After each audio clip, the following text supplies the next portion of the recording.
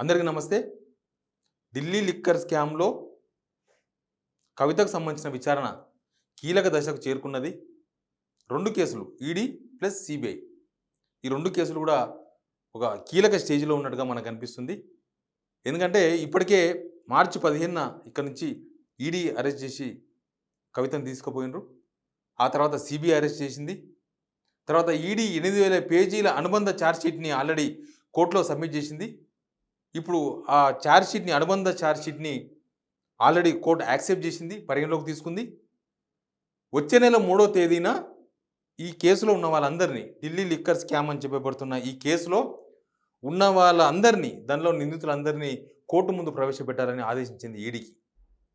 ఇప్పటివరకు దాదాపు 26, 27 మంది ఈ కేసులో అరెస్ట్ అయిన వాళ్ళు ఉన్నారు. ఈడీ, సీబీఐ 2 కలిపి. దీనిలో చాలామంది అప్రూవర్గా మారిపోయిన ఉన్నారు.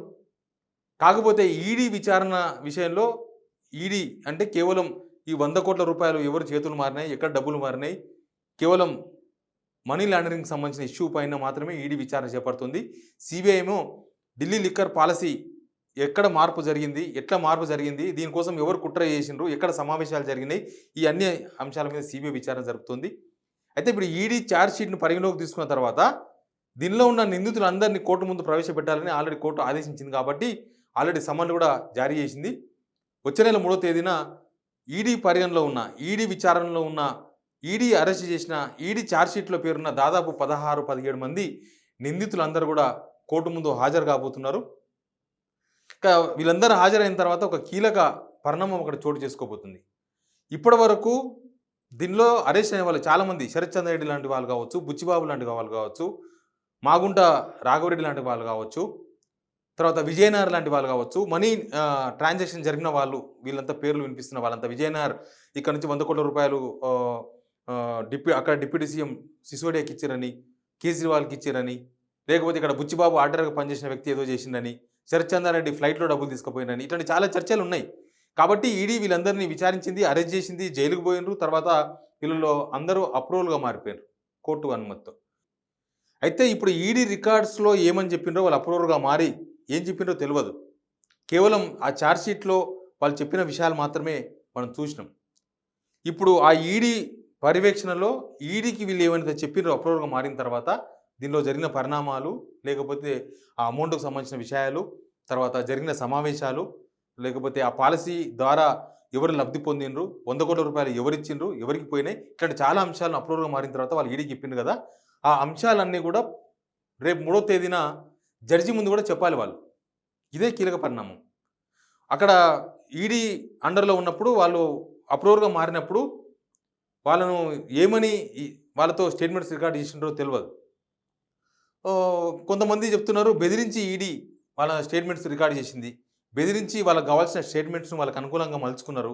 కొంతమంది శరత్ చంద్ర లాంటి వాళ్ళపైన ఈడీ అధికారులు దాడులు చేసిండ్రు, చెంపలు వలగొట్టిండ్రు, వాళ్ళను బెదిరించి వాళ్ళకు అనుకూలమైన స్టేట్మెంట్ తీసుకున్నారు అనేది ఒక ప్రధానమైన ఆరోపణ.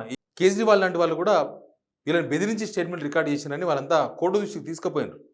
కాబట్టి ఇప్పుడు ఈడీకి అప్రూవర్గా మారిన వాళ్ళందరూ కూడా, ఈ బుచ్చిబాబు లాంటి వాళ్ళు కావచ్చు, తర్వాత శరత్ చంద్ర రెడ్డి లాంటి వాళ్ళు కావచ్చు, మాగుంట రాఘవరెడ్డి లాంటి వాళ్ళు కావచ్చు, తర్వాత అక్కడ ఆప్ దగ్గర నుంచి వచ్చిన మధ్యవర్తులు కావచ్చు, వీళ్ళందరూ కూడా అక్కడ ఈడీకి ఇచ్చిన స్టేట్మెంట్నే కోర్టులో చెప్తారా? కోర్టులో చెప్తేనే ఈ కేసు స్ట్రాంగ్. వాళ్ళు కనుక అక్కడ బెదిరించి చెప్పిన అనే విషయాన్నో, లేకపోతే అక్కడ ఇచ్చిన స్టేట్మెంట్కు డిఫరెంట్ స్టేట్మెంట్ కనుక వీళ్ళు ఇస్తే కోర్టులో ఈ కేసు వీక్ అయిపోతుంది. ఈ కేసులో ఇప్పటిదాకా జరిగిన ప్రచారం అంతా తప్పని జూన్ 3వ తేదీన తప్ప కరెక్ట్ అనే విషయాన్ని జూన్ 3వ తేదీన కోర్టులో తేలబోతుంది. జడ్జి ముందు వీళ్ళు ఖచ్చితంగా అటెండ్ కావాల్సి ఉంటుంది.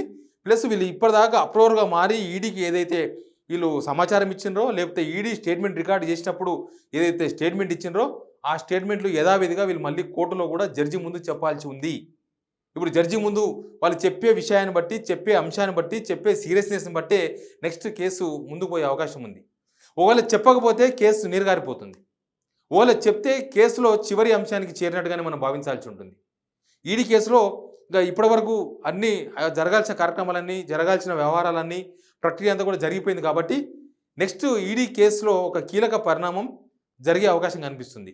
వాళ్ళు ఒకవేళ అటెండ్ అయ్యి సేమ్ స్టేట్మెంట్ కనుక ఇస్తే ఈడీ వాళ్ళ స్టేట్మెంట్ రికార్డ్ చేసినప్పుడు ఏదైతే చెప్పారో అదే కనుక చెప్తే ఆ కేసులో ఇంకా తుది ప్రక్రియ మొదలైనట్టుగానే మనం చెప్పాలి. నెక్స్ట్ ఈ కేసు ఇంకా తుది దశకు చేరినట్టుగానే మనం చెప్పాలి. ఈడీ కేసులో ఆ కేసు కోర్టులో ఏం తేలుతుందో కూడా వీలైనంత త్వరగా తేలిపోయే అవకాశం కూడా మనకు కనిపిస్తుంది. ఇంకా సిబిఐ ఉంది. సిబిఐ ఏమో అసలు ఇది ఎక్కడ కుట్ర జరిగింది, లేకపోతే కుట్ర జరిగిందా లేదా, అసలు ప్లానింగ్ జరిగిందా లేదా, ఎవరు ప్లాన్ చేసిండ్రు, ఎక్కడ సమావేశాలు జరిగినాయి, ఎవరు మీటింగ్ పెట్టిండ్రు, ఇదంతా కూడా సిబిఐ చూసుకుంటుంది. సిబిఐకి సంబంధించి ఇంకా ఛార్జ్షీట్ అనుబంధ ఛార్జ్షీట్ ఏం రాలేదు. కానీ ఈడీ, సిబిఐ ఈ 2 కేసుల్లో బెయిల్ కోసం ఎమ్మెల్సీ కవిత కోర్టులో ఆల్రెడీ విచారణ నడుస్తూ ఉంది. ఈ కేసులో ఉన్న ఏకైక మహిళ కాబట్టి తనకు ఇవ్వాలని కవిత తరపు అడ్వకేట్ కోర్టులో సబ్మిట్ చేసిండ్రు. దానిపైన విచారణ నడుస్తూ ఉంది. ఆ విచారణ నడుస్తున్నాగానే ఈడీ కేసులో ఈ కీలక పరిణామం వాళ్ళందరినీ కోర్టు ముందు హాజరుపరిచే ప్రక్రియ మొదలు కావడం, వాళ్ళ స్టేట్మెంట్స్ను జడ్జి ముందు చెప్పే ఒక ప్రక్రియ జరుగుతుండడం కొంత ఆసక్తికరంగా మారింది. ఇక నెక్స్ట్ ఏం జరుగుతుందనేది తెలవాలి. కాకపోతే ఈ మొత్తం ఈ వ్యవహారంలో ఒక కీలక దశ, కీలక పరిణామం మాత్రం చోటు చేసుకున్నట్టుగా చాలా క్లియర్గా మనకు అనిపిస్తుంది. Please subscribe signal TV.